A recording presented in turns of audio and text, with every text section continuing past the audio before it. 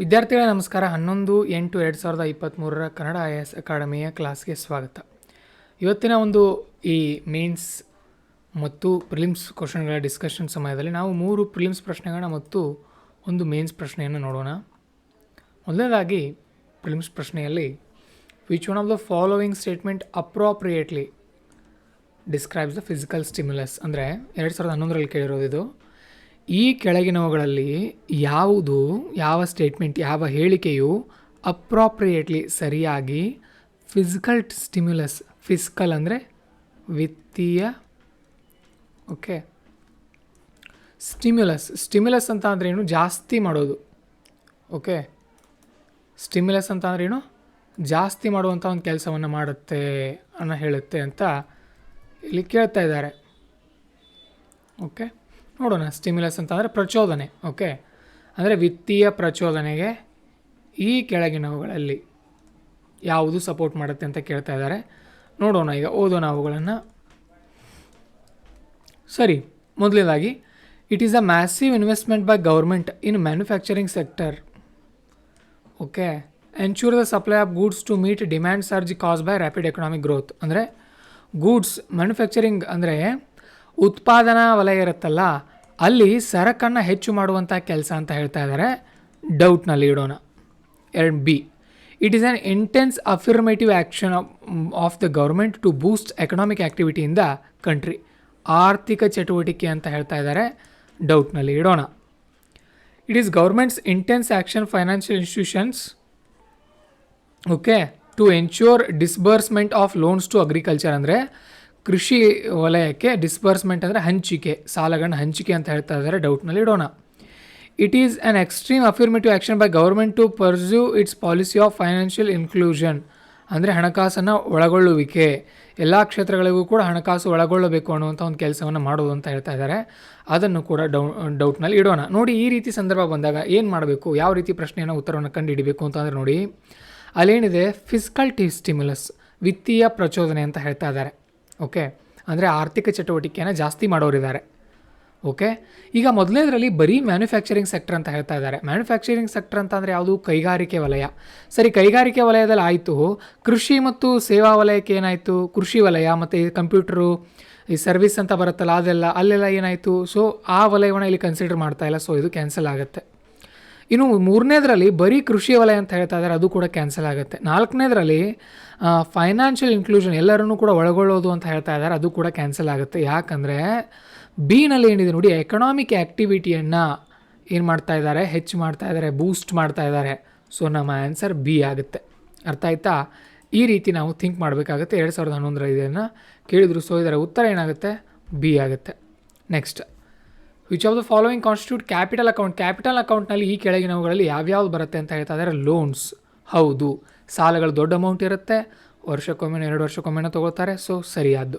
Foreign direct investments, FDIಗಳು ಅಂದರೆ ಬೇರೆ ಕಂಪ್ನಿಗಳು ಬಂದು ನಮ್ಮ ದೇಶದಲ್ಲಿ ಹೂಡಿಕೆ ಮಾಡೋದು, ಹೌದು. ಪ್ರೈವೇಟ್ ರೆಮಿಟೆನ್ಸ್ ಅಂದರೆ ಏನೋ, ಜನರು ಬೇರೆ ದೇಶದಿಂದ ಸಂಬಳವನ್ನು ಕಳಿಸ್ತಾರಲ್ಲ ಅದು.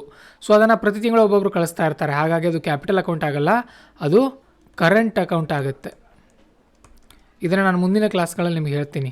ಕರೆಂಟ್ ಅಕೌಂಟ್ ಅಂತ ಒಂದು ಬರುತ್ತೆ. ಸೊ ಅದರಲ್ಲಿ ಬರುತ್ತೆ ಅದು. ಪೋರ್ಟ್ಫೋಲಿಯೋ ಇನ್ವೆಸ್ಟ್ಮೆಂಟ್ ಅಂತಂದರೆ ಇದು ಒಂದು ರೀತಿಯಲ್ಲಿ FDIನ ಹಾಗೇನೆ, FPI ಅಂತ ಕರೀತಾರೆ ಇದನ್ನು. ಸೊ 1, 2, 4, ಓಕೆ, 2013ರಲ್ಲಿ ಕೇಳಿದರು. 1, 2, 4 ಇದರ ಉತ್ತರ ಆಗುತ್ತೆ. ಸರಿ, with reference to union budget, ಕೇಂದ್ರ ಸರ್ಕಾರದ ಬಜೆಟ್ನೇ ಹಾಗೆ. Which of the following covered under non planning expenditure ಅಂತ ಕರೀತಾ ಇದ್ದಾರೆ. ಸದ್ಯಕ್ಕೆ ನಾನ್ ಪ್ಲ್ಯಾನ್ ಎಕ್ಸ್ಪೆಂಡಿಚರನ್ನು ಸರ್ಕಾರದವ್ರು ಕ್ಯಾನ್ಸಲ್ ಮಾಡಿದ್ದಾರೆ. ಇದು 2014ರಲ್ಲಿ ಕೇಳಿರುವಂಥ ಪ್ರಶ್ನೆ. ಹಾಗಾಗಿ ಆ ನಾನ್ ಪ್ಲ್ಯಾನ್ ಎಕ್ಸ್ಪೆಂಡಿಚರ್ನಲ್ಲಿ ಇವೇನಿದಾವೋ ಇವೆಲ್ಲವೂ ಕೂಡ ಬರ್ತಾಯಿದ್ವು. Defence, interest, salaries, pensions, subsidies ಇವೆಲ್ಲವೂ ಕೂಡ ಬರ್ತಾಯಿದ್ವು. ಸದ್ಯಕ್ಕೆ ಇವುಗಳ ಬಗ್ಗೆ ನೀವು ನೆನ್ಪಿಟ್ಕೊಳ್ಳೋ ಅಗತ್ಯ ಇಲ್ಲ. ಯಾಕಂದರೆ ಅದನ್ನೇ ಕ್ಯಾನ್ಸಲ್ ಮಾಡಿದ್ದಾರೆ, ಆ ಸಿಸ್ಟಮನ್ನೇ ಕ್ಯಾನ್ಸಲ್ ಮಾಡಿದ್ದಾರೆ ಸರ್ಕಾರದವರು. ಸರಿ, ಇನ್ನು ಮೇನ್ಸ್ ಪ್ರಶ್ನೆಯನ್ನು ನೋಡಿದಾಗ, the public expenditure management is challenged to the government of India in the context of budget making during the post-liberalized period. ಅಂದರೆ 1991-92ರಲ್ಲಿ ನಾವೇನು LPG ಸುಧಾರಣೆಗಳನ್ನ ತಂದವೋ, ಅದರ ನಂತರ ಬಜೆಟನ್ನು ಮಾಡುವಾಗ ನಾವೇನು ಸಾರ್ವಜನಿಕ ವೆಚ್ಚವನ್ನು ಮಾಡ್ತಾ ಇದ್ವಲ್ಲ, ಸರ್ಕಾರದವ್ರ ಖರ್ಚು ಬಗ್ಗೆ ಲೆಕ್ಕ ಮಾಡ್ತಾ ಇದ್ರಲ್ಲ, ಅದು ಒಂದು ರೀತಿ ಸವಾಲಾಗಿತ್ತು ನಮಗೆ ಅನ್ನೋದನ್ನು ಹೇಳ್ತಾ ಇದ್ದಾರೆ. ಅದರ ಬಗ್ಗೆ ನಾವು ಉತ್ತರವನ್ನು ಬರೀಬೇಕಾಗತ್ತೆ.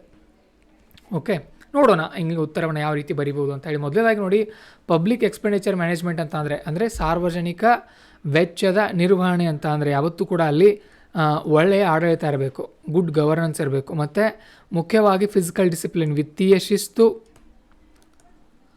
ಅಷ್ಟೇ ಅಲ್ಲದೆ ಅಲೋಕೇಶನ್ ಆಫ್ ರಿಸೋರ್ಸಸ್, ಸಂಪನ್ಮೂಲಗಳ ಅಲೋಕೇಶನ್ ಅಂತ ಅಂದರೆ ಏನು, ಅವುಗಳಿಗೆ ಸರಿಯಾದ ದಾರಿಯನ್ನು ತೋರಿಸೋದು. ಓಕೆ, ಅಲೋಕೇಶನ್ ಹಂಚಿಕೆ, ಸರಿಯಾದ ಹಂಚಿಕೆ.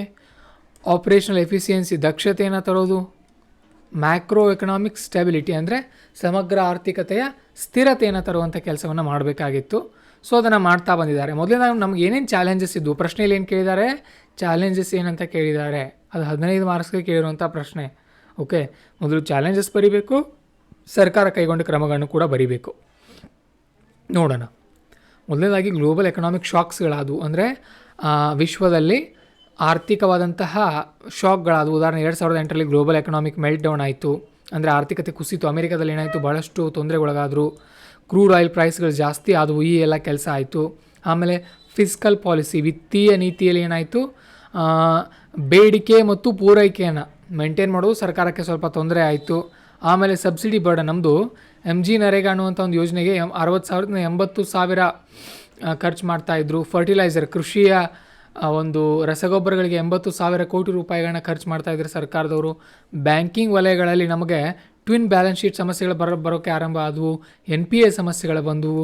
ಅಷ್ಟೇ ಅಲ್ಲದೆ ಪಬ್ಲಿಕ್ ಸೆಕ್ಟರ್ ಎಂಟರ್ಪ್ರೈಸಸ್ಗಳು, ನಮ್ಮ ಸರ್ಕಾರಿ ಸಂಸ್ಥೆಗಳೆಲ್ಲವೂ ಕೂಡ ಏನಾದವು, ಒಂದು ರೀತಿಯಲ್ಲಿ ಹಾನಿಗೊಳಗಾದವು ಅಥವಾ ಲಾಭವನ್ನು ಕಳೆದುಕೊಂಡು.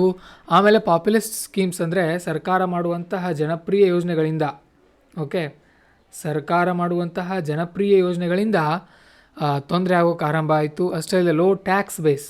ಓಕೆ, ಲೋ ಟ್ಯಾಕ್ಸ್ ಬೇಸ್ ಅಂತ ಅಂದರೆ ಏನು, ನಮ್ಮದು ಕಡಿಮೆ ಜನ ಟ್ಯಾಕ್ಸ್ ಕಟ್ತಾಯಿದ್ರು. ಬರೀ ಈಗ ಪೋಸ್ಟ್ ಲಿಬರಲೈಸೇಷನ್ ನಂತರ tax base were still only around 4% file income tax, file around 1% pay income tax, ಅಂದರೆ ಕೇವಲ 1% ಜನ ಮಾತ್ರ ಟ್ಯಾಕ್ಸನ್ನು ಕಟ್ತಾಯಿದ್ರು. ಅಷ್ಟೇ ಅಲ್ಲದೆ low tax to GDP ratio, tax ಮತ್ತು GDPಯನ್ನು ಕಂಪೇರ್ ಮಾಡಿ ನೋಡಿದಾಗ ತುಂಬ ವ್ಯತ್ಯಾಸ ಬರ್ತಾ ಇತ್ತು. ಓಕೆ, ಆ ಒಂದು ರೇಷಿಯೋ ತುಂಬ ವ್ಯತ್ಯಾಸ ಇತ್ತು. ಓನ್ಲಿ 7% 1990ರಲ್ಲಿ, 2019ರಲ್ಲಿ 10%, ಅಂದರೆ ಟ್ಯಾಕ್ಸ್ ಡಿವೈಡ್ ಬೈ GDP ಮಾಡಿದಾಗ ತುಂಬ ಕಡಿಮೆ ಇರ್ತಾ ಇತ್ತು. ಓಕೆ, ಸೊ ಸರ್ಕಾರ ಏನೇನು ಕ್ರಮ ಕೈಗೊಳ್ತು ಅಂತ ಅಂದರೆ FRBM ಆ್ಯಕ್ಟನ್ನು ತಂತು. Removing plan and non plan distinctions, ಅವುಗಳನ್ನ ಕ್ಯಾನ್ಸಲ್ ಮಾಡ್ತು. ಪ್ಲ್ಯಾನ್ಡ್ ಎಕ್ಸ್ಪೆಂಡಿಚರು ಅನ್ಪ್ಲ್ಯಾನ್ಡ್ ಅಂತ ಹೇಳಿ. ಕ್ರಿಯೇಷನ್ ಆಫ್ ಮಾನಿಟರಿ ಪಾಲಿಸಿ ಕಮಿಟಿಯನ್ನು ಮಾಡಿದ್ರು 2016ರಲ್ಲಿ. ಡೀಪನಿಂಗ್ ಫಿಸಿಕಲ್ ಫೆಡರೇಷನ್ ಅಂತ ಮಾಡಿದ್ರು, ಅಂದರೆ more tax revenue has been devolve to states from divisible tax pool, ಅಂದರೆ ರಾಜ್ಯಗಳಿಗೆ ಹೆಚ್ಚಿನ ಹಣವನ್ನು ಕೊಟ್ಟರು. ಪಬ್ಲಿಕ್ ಫಂಡ್ ಮ್ಯಾನೇಜ್ಮೆಂಟ್ ಸಿಸ್ಟಮನ್ನು online platform to monitor the progress of government ಸೆಕ್ಟರನ್ನು ಮಾಡಲಿಕ್ಕೆ ಆರಂಭ ಮಾಡಿದ್ರು, ಅಂದರೆ ಆನ್ಲೈನಲ್ಲಿ ಸರ್ಕಾರಿ ಸ್ಕೀಮ್ಗಳನ್ನ ಸರಿಯಾಗಿ ಮೇಂಟೈನ್ ಮಾಡೋಕ್ಕೆ ಆರಂಭ ಮಾಡಿದರು. ಪಬ್ಲಿಕ್ ಡೆಪ್ಟ್ ಮ್ಯಾನೇಜ್ಮೆಂಟ್ ಏಜೆನ್ಸಿಯನ್ನು ಆರಂಭ ಮಾಡಿದ್ರು. Is the proposed agency to management internal external debits of government. Okay, ಈ ಎಲ್ಲ ಕೆಲಸವನ್ನು ಮಾಡಿದ್ರು.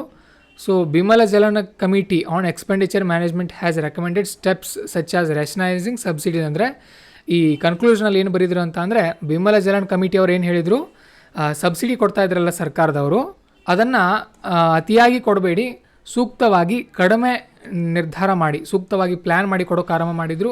ಅಷ್ಟೇ ಅಲ್ಲ sticking to the fiscal path ಅಂತ ಅಂದರೆ, ಏನು ಸರ್ಕಾರದವರು ಪ್ಲ್ಯಾನ್ ಹಾಕ್ಕೊಂಡಿರ್ತಾರೋ ಅದಕ್ಕೆ ಸ್ಟ್ರಿಕ್ಟಾಗಿ ಫಾಲೋ ಮಾಡಿ, ಅದನ್ನು ಅತಿಯಾಗಿ ಆ ಒಂದು ಮಾರ್ಗವನ್ನು ಬಿಟ್ಟು ಹೋಗೋದು ಬೇಡ ಅನ್ನುವಂಥ ಒಂದು ನೀತಿಯನ್ನು ಫಾಲೋ ಮಾಡೋಕ್ಕೆ ಆರಂಭ ಮಾಡಿದ್ರು. ಅಷ್ಟೇ ಅಲ್ಲದೆ ಸ್ಟ್ರಾಟಜಿಕ್ ಡಿಸ್ಇನ್ವೆಸ್ಟ್ಮೆಂಟ್, ಅಂದರೆ PSUಗಳಂತ ಬರುತ್ತಲ್ಲ ಸರ್ಕಾರಿ ಸಂಸ್ಥೆಗಳು, ಅಲ್ಲಿಂದ ಹೂಡಿಕೆಯನ್ನು ಹಿಂತೆಗೆಯೋಕ್ಕೆ ಆರಂಭ ಮಾಡಿದ್ರು. ಇದರಿಂದ ಆರ್ಥಿಕತೆಯಲ್ಲಿ ಚೇತರಿಕೆ ಬಂತು ಅಂತ ಹೇಳಿದರೆ ನಿಮ್ಮದು ಮೇನ್ಸ್ ಆನ್ಸರ್ ಇಷ್ಟಕ್ಕೆ ಮುಗಿಯುತ್ತೆ. ಸೊ ನಾನು ಇದನ್ನು ಗ್ರೂಪ್ನಲ್ಲಿ ಹಾಕಿರ್ತೀನಿ, ನೀವು ನಮ್ಮ ಟೆಲಿಗ್ರಾಮ್ ಚಾನಲ್ಗೆ ಜಾಯ್ನ್ ಆಗ್ಬೋದು. ಡಿಸ್ಕ್ರಿಪ್ಷನಲ್ಲಿ ವಿಡಿಯೋ ಇದೆ, ಲಿಂಕ್ ಇದೆ ಚಾನಲ್ದು. ಸೊ ಜಾಯ್ನ್ ಆಗಿ. ನಮಸ್ಕಾರ.